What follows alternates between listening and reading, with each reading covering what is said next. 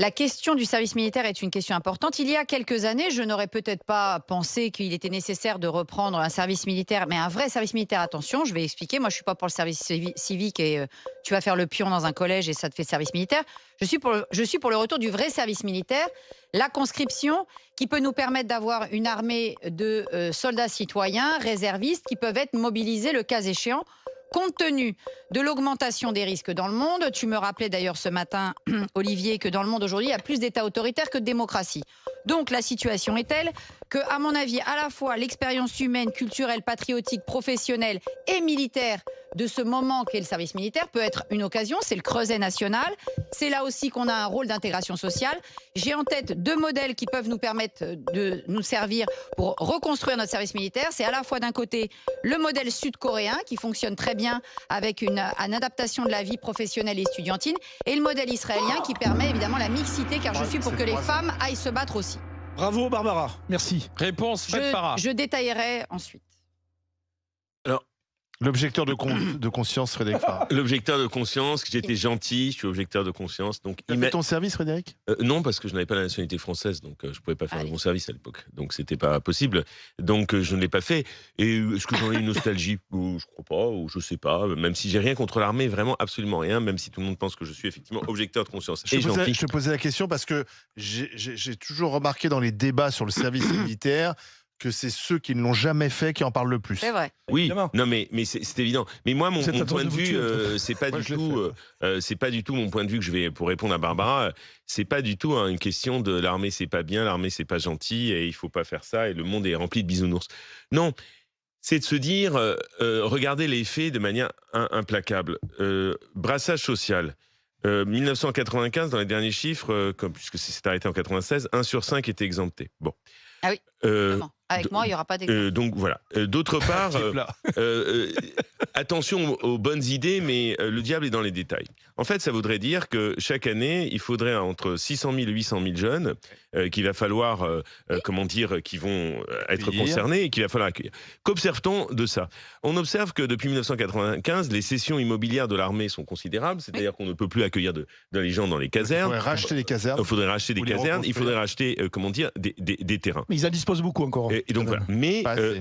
visiblement dans les rapports, parce que comme je me suis plongé là-dedans, parce que je trouve que c'est un sujet passionnant, il n'y en a pas assez. Donc c'est un autre problème. D'autre part, c'est pas à toi que je vais apprendre ça. Avant qu'on forme quelqu'un au maniement des armes, que l'on les prépare sur le terrain, qu'ils soient pas dangereux pour eux-mêmes et pour les autres, qu'ils aient un sens tactique, stratégique, etc. Ça demande du temps. Donc on n'aura pas le temps de le faire. Et d'autre part, je lisais un rapport. C'est 18 mois minimum. Je lisais un rapport du Sénat qui montre qu'il y a une préoccupation en termes budgétaires par rapport à tout ce qu'on devrait faire comme effort pour l'armée en termes de matériel, de blindés et autres, qui fait qu'à mon avis, le temps qu'on mette en œuvre cette mesure dans un cadre budgétaire aussi contraint, j'ai bien peur que l'objectif de brassage social, on peut le discuter. 2, militairement, je suis pas sûr que ça soit tout de suite efficace. Et 3, tristement à dire, on n'a pas les moyens. Non mais alors, écoute, un instant, remarquable. non mais oui, mais il nous parle que de trucs logistiques, d'argent, etc. Il faut savoir déjà que il y a l'État a fait voter, c'est le sénateur Christian Cambon, qui est un ami au demeurant, On l'embrasse. a fait voter 413 milliards pour remettre à flot l'armée, parce que vous savez qu'on a, le service militaire. Non, mais 413 milliards. Des Non, mais armes, des ce que je veux dire par là, c'est qu'on a envie de munitions. remettre à flot. Ce qui a été défait doit pouvoir être refait Bravo, dans une situation aussi tragique qui pourrait nous arriver. Formidable. Alors maintenant, si on part du principe qu'on a tout cassé, on ne peut plus reconstruire. Non, mais on peut laissez faire tout tomber différent. à ce On peut moment-là. Général moi, je Barbara, suis pas laissez-moi contre, parler 2 minutes. Vas-y, Général Lefebvre. Tu citais Donc voilà, cet aspect matériel est en train de ressurgir et c'est important. Après, il y a ce problème, au-delà de ce que tu dis, c'est l'appartenance à la nation. On a besoin que les gens se réapproprient la nation, soient citoyens. En Israël, les gens sont militaires quasiment 3 ans. Et ils restent réservistes après. 32 mois pour les hommes, 24 mois pour les plein femmes. d'autres pays comme ça. Réservistes jusqu'à 40 ans. C'est quelque part une mission citoyenne que de devoir pouvoir répondre. Si un jour il y a une guerre, effectivement, avoir des réservistes en nombre, c'est une chose importante. Des professionnels, c'est essentiel. Il y en a 205 000, mais on pourrait en avoir beaucoup plus, à mon avis. Et on a besoin, dans une situation dans laquelle on est actuellement, c'est-à-dire la situation mondiale, peut-être de guerre, ne l'espérons pas, mais on a besoin, encore une fois, de renforcer nos forces armées, et c'est un moyen de le faire. Je voudrais juste réagir à ce que tu viens de dire. Le cas d'Israël est particulier. C'est un État qui est dans un environnement géopolitique qui est depuis toujours, comme la Corée du Sud. qui effectivement comme la Corée du Sud, c'est un environnement où la guerre c'est pas un truc théorique comme ça dans les esprits. C'est une réalité. Il vit dans un environnement qui lui est globalement hostile. Donc évidemment, ils sont pas très nombreux. Donc évidemment, on peut pas se permettre de chipoter en disant non, toi tu restes à la maison, toi tu restes pas. Ils ont pas le choix. C'est-à-dire, ils sont dans un environnement qui les oblige à ça. La Corée, il n'y a qu'un armistice, il n'y a pas la paix avec ceux d'en face. Je comprends bien. Bon, ça c'est une chose. Alors d'autre part, on n'est quand même pas dans cette situation. On n'est pas dans cette situation. Et deuxièmement, deux choses là-dessus. Est-ce que il suffirait de remettre des individus pendant 10 ou 12 mois avec des uniformes pour se réapproprier le sens du collectif dans une société qui, depuis des années, a revu complètement le rapport entre l'individu et le collectif. Surtout qu'il y a une chose qui a changé considérablement. Toutes les générations qui sont nées à partir du baby-boom jusqu'aujourd'hui sont des générations spécifiques qui ont grandi avec le fait d'un événement anthropologique majeur, que la guerre ne serait plus l'horizon des sociétés. Mais on peut changer, Frédéric. Oui, on peut changer. Tu restes sur des schémas, c'est la théorie. Non, mais en même temps, on ne transforme pas du jour au lendemain des individus en les mettant dans des casernes. Oui. J'y crois pas. Non mais d'accord, je vais te dire une chose, on les transforme pas, était bien placé pour le savoir, on les transforme pas non plus avec l'éducation, parce que vu qu'ils ont le nez en permanence plongé dans les âneries des réseaux sociaux, même nous, on vide la mer à la petite cuillère. Donc autant, puisqu'on est si nombreux à vider la mer à la petite cuillère, c'est pas un mal si l'armée qui a un certain savoir-faire s'y met avec nous. Donc moi, je pense quand même... Je peux poser une question. Je voudrais savoir, vous voulez rétablir le service militaire, pourquoi? Pour en faire de bons citoyens des comme soldats, avant, ou des soldats pour mourir pour Kiev? Mais les deux. En faire une armée.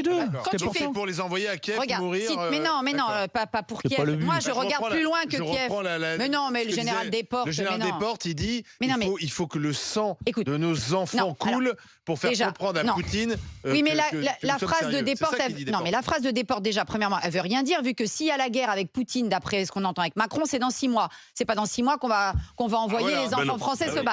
Donc moi, je regarde beaucoup plus loin, parce que moi, je regarde à très long terme, et je pense qu'à très long terme, peut-être la Russie, mais peut-être demain la Chine et d'autres pays peuvent être des dangers pour nous. Et on ne sait pas comment les plaques géostratégiques, elles peuvent s'enclencher, et en un rien de temps, on pourrait se retrouver dans une situation difficile. Encore une fois, l'armée, si je regarde l'armée sud-coréenne, parce que c'est pas la même chose que l'armée israélienne. L'armée israélienne, c'est des soldats combattants, même les femmes sont combattantes, mais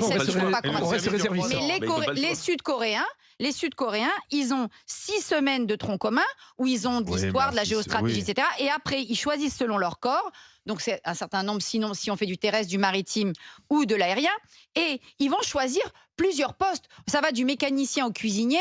Si tu as 6 ans de médecine, parce que tu peux faire entre 18 ans et 30 ans. C'est-à-dire que tu peux commencer tes études et puis à un moment donné, tu vas faire ton service et tu peux même donc faire ton service en ayant acquis un métier. Et donc, tu peux valoriser ton métier au sein de l'armée. Moi, je trouve qu'ils ont une structure en Corée du Sud qui est très intéressante, qui n'est pas exactement la même que celle d'Israël, qui effectivement, tu as raison, est un État combattant. D'ailleurs, je rappelle, le 9 octobre, en même pas 48 heures, ils ont réussi à mobiliser 300 000 réservistes. On va pas faire de l'armée. Le modèle sud-coréen est un très bon modèle dont nous devrions nous inspirer. Oui, mais il faut rappeler pourquoi Jacques Chirac a supprimé le service national. Parce que à l'époque, on s'est dit qu'il fallait une armée de professionnels, ce qu'on a fait d'ailleurs. Et alors peut-être qu'effectivement il faut augmenter les budgets de la défense, c'est ce qui est en train d'être fait parce que on a sous-équipé notre armée et on voit bien qu'aujourd'hui il y a une menace directe en Europe. Il faut donc de nouveau être plus performant. Mais on a supprimé parce qu'il fallait consacrer l'argent justement à la professionnalisation de nos armées. On dépensait, comme le dit Frédéric, beaucoup d'argent à accueillir une génération, c'est 600 à 800 gamins qu'il faut accueillir, il faut des locaux, il faut les encadrer. Et moi, j'ai fait mon service militaire. Et mon service militaire, sincèrement, ne m'a servi à rien. Mais évidemment, dans tes années-là, oui. M'a servi à rien. Mais dans les années 60, 70, parce qu'il était mal fait. Parce qu'il était mal fait dans une société qui était en train de se